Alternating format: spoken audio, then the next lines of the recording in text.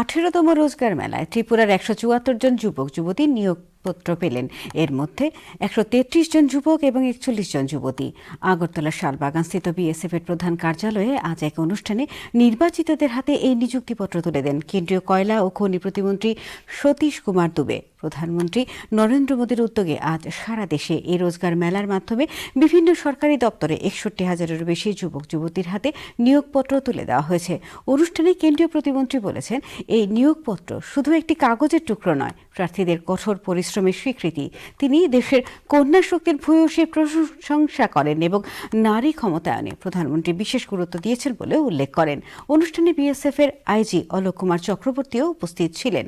হাতে হাতে নিযুক্তিপত্র পেয়ে খুশি ব্যক্ত করেন প্রার্থী ও তাদের পরিবারের সদস্যরা।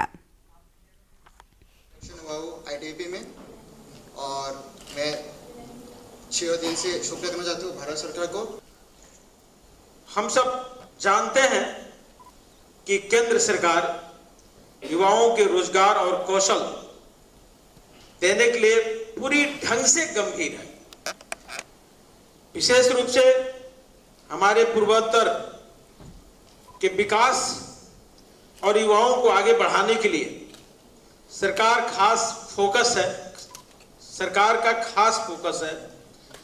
आज यह भव्य आयोजन सरकार की उस गंभीरता का जीता जागता सबूत है और मुझे यह बताते हुए विशेषकर गर्व हो रहा है कि हमारे छोटे से लेकिन प्यारे राज्य त्रिपुरा से भी सुरक्षा बलों में 544 अभ्यर्थी चुने गए।